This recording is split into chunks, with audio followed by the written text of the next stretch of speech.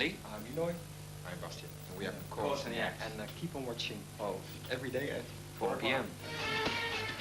Court in the Act har turneret kraftigt i Holland, Belgien og Tyskland og har fået en stor fanskare dernede. Nu er turen kommet til Danmark, hvor de nåede at komme i Tivoli, inden det lukkede.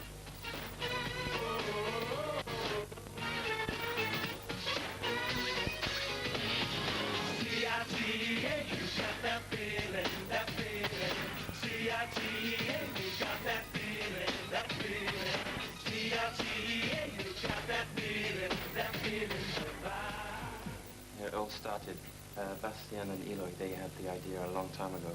And Benjamin moved over to Holland with his family when he was about 11 or 12. And I stayed in England.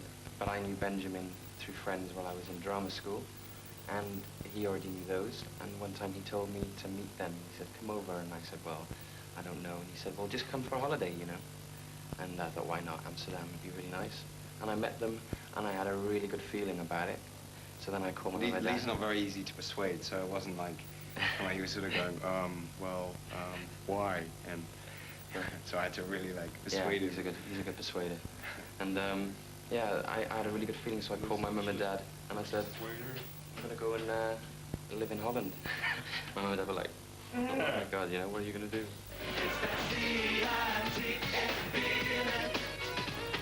And how old were you at that time? Yeah, I was 20. So now I was about 20, something like that. And yeah, that was in '92, and that was before we had a manager or anything. And we started looking to see if anybody would want to like take us on, and it was really hard, you know.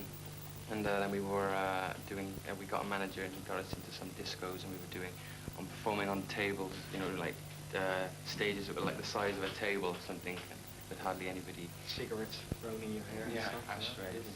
Beer all over the place. They didn't like it? They didn't like it? No, we were just starting out, and well, the thing is, in clubs, you know, you just have to pray to God that they're the kind of people that are gonna like what you do, you know. It was like the Blues Brothers, you know. They were a rock and roll band, and they went to a country club, you know. It just didn't work. But we didn't have the fence. Besides that, it was pretty much the same situation. So, and it was also because, you know, those club people, they thought it's the best thing to put them really late at 3 o'clock or something. And everybody had liquor on already. Only the people who didn't got a date for the evening, so they got really drunk. They waited for us. Number one rule in show business, though, is to always just keep doing what you're doing. You know, what you set out to do, keep on doing it on stage. So that we were doing the dance. You know, so it's kind of funny.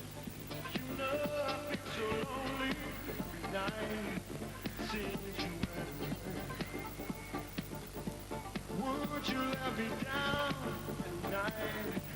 Is that the way you made, girl? I keep telling myself it's alright, even though I cry. There's no question why. How can I be happy when my arms keep missing you, missing you? Because there's a lot of credibility in performing in gay clubs.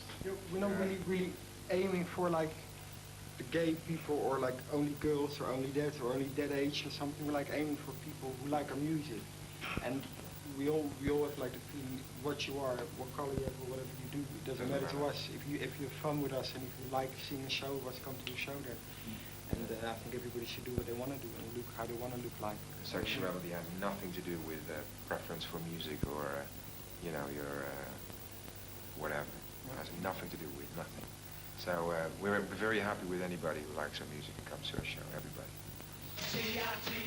Ligesom Take That har ingen af de 4 medlemmer problemer med at indrømme, at de først og fremmest er underholdere. Først i anden række kommer musikken og sang.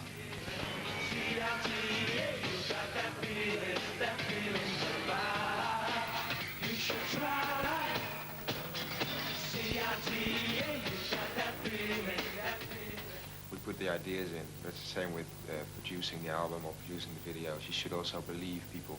If you ask people to do them, you should believe them and just, you know, take your idea and just leave it be for a while.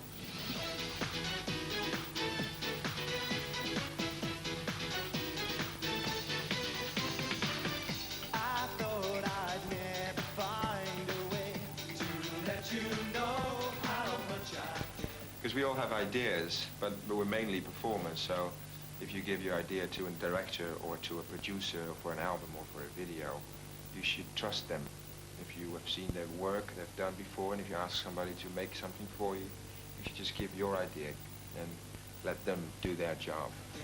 Our love grew stronger every day, but I just can't always be there. One thing you got to know, girl, you're all I need in this world.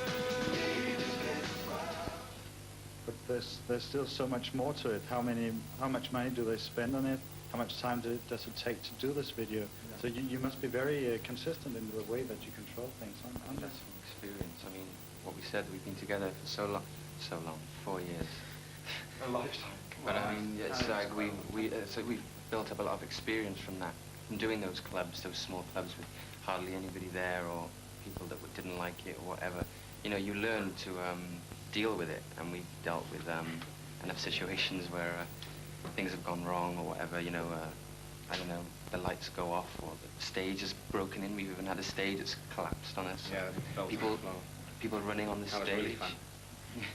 You know, and from that, I think you just build up a sort of, experience, so you know, like, obviously you do make mistakes, because we released singles that flopped, and we were like, they were our babies, you know. We made this song, and we were really happy with it, and then it released it, and nothing happened, and you're like, so you try again, you know. Don't walk away from me. I love you endlessly. I want to share my love always and forever. Don't walk away. At the end of the second year, we started getting into the charts and everything. It was very exciting. And then after that, it just went boom, you know, in a lot of countries, and it really took off. And yeah, that was a fantastic feeling after such a long wait. Because I think if you have overnight success or whatever, how they say that, you know, and you release one single, and it's like, boom, I don't think we would have been able to do what we're doing today as quickly, because we've had a long time to experience, you know, in a slow way. So it's, you know, you learn in that. Why don't you stop and turn around, follow your intuition, just think of who you're missing. Have you ever been on a point where you said, no more, I don't want to do it anymore? I think the Holiday 2.5 years ago, we released our 4th single, and the 3rd single was a small hit in some countries, and the 4th single flopped in our own country. And then we went on the holiday, we were like, you know, how long can we take this, and how long? But it's always small, it's a couple of hours you have that feeling. So we all went on a holiday, and then our management and the record company gave us a call because we entered the charts in Germany. And then everybody was like, oh, great. And that was really the turning point in it all.